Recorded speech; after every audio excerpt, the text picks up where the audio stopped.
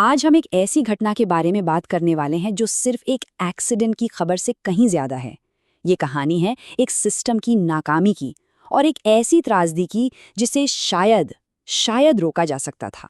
तो चलिए सबसे पहले इस कहानी के उस पहलू पर चलते हैं जो दिल को सबसे ज्यादा छूता है।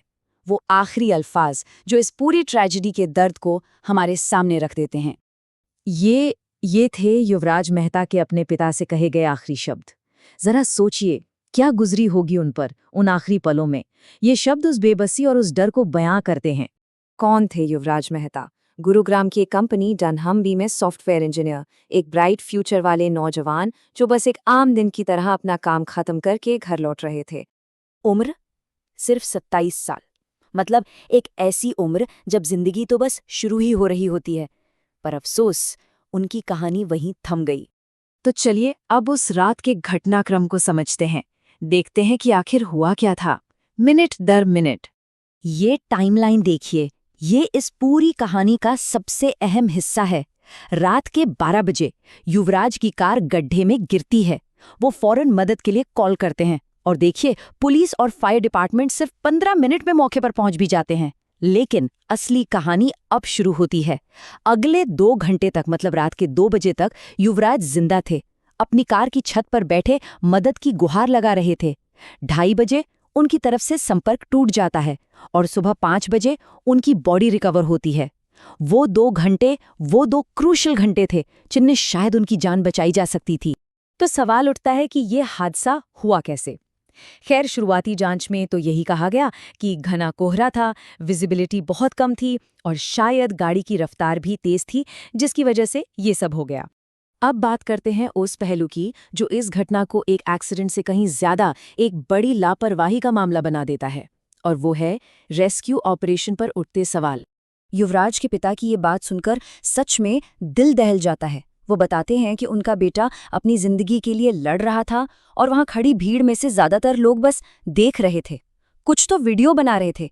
ये हमारे समाज की एक बहुत ही तकलीफ देने वाली सच्चाई है। अब जरा इन 2 तस्वीरों को देखिए। एक तरफ है ऑफिशियल रिस्पॉन्स, एसडीआरएफ की टीम जो रिपोर्ट्स के मुताबिक 3 बजे पहुंचती है और फिर इक्विपमेंट तैयार करने में ही घंटों लगा देती है। और दूसरी तरफ एक आम नागरिक, एक फ्लिपकार्ट डिलीवरी एजेंट मोनिंदर, जो रात के 1:45 बजे वहां पहुंचता है और अपनी कमर पर रस्सी बांधकर उस ठंडे पानी में कूद जाता है बिना एक पल सोचे। और मोनिंदर का ये बयान सुनिए, ये बचाव अभियान पर सबसे बड़ा सवाल खड़ा करता है। वो साफ साफ कह रहे हैं कि फायर डिपार्टमेंट के पास सारे जरूरी सामान थे। जब वो लोग वहां थे तब युवराज जिंदा थे। उनका मानना है कि अगर कोशिश की जाती तो युवराज को 100% बचाया जा सकता था। चलिए अब जरा उस जगह की बात करते हैं जहां ये सब हुआ, क्योंकि ये कोई रैंडम एक्सीडेंट नहीं था। ये एक ऐसा खतरा था जो वहां खुलेआम मौत का इंतजार कर रहा था। 70 फीट, सोचिए 70 फीट गहरा, पानी से लबालब भरा हुआ गड्ढा। ये कोई गड्ढा नहीं था, ये तो एक खुला हुआ मौत का कुआं था।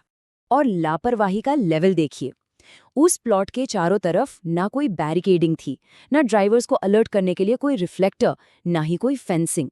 और सबसे चौंकाने वाली बात यह है कि आसपास के लोगों ने अथॉरिटीज को इस बारे में बार बार बताया था। इतना ही नहीं, ठीक 10 दिन पहले वहां एक और ऐसा ही एक्सीडेंट हो चुका था, फिर भी किसी ने कुछ नहीं किया। तो आखिर में सवाल उठता है जवाबदेही का।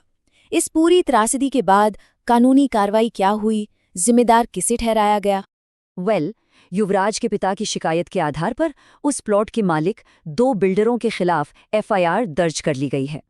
ये बिल्डर्स हैं एमजे विस्टाउन प्लानर लिमिटेड और lotus green construction private limited. और इन पर जो धाराएं लगी हैं वो भारतीय न्याय संहिता यानी बीएनएस के तहत हैं। सेक्शंस हैं कल्पेबल होमिसाइड, लापरवाही से मौत का कारण बनना और जीवन को खतरे में डालना। मतलब ये बहुत ही सीरियस चार्जेस हैं।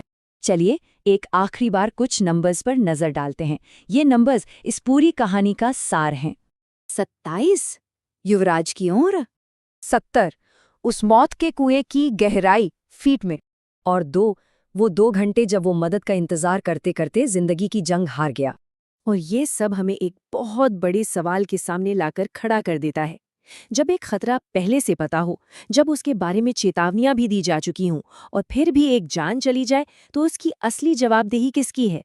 क्या ये सिर्फ बिल्डरों की गलती है, या उस सिस्टम की जो आंखें मूंदे बैठा रहा, या फिर उस समाज की जो तमाशा देखता रहा? इस पर सोचना बहुत जरूरी है।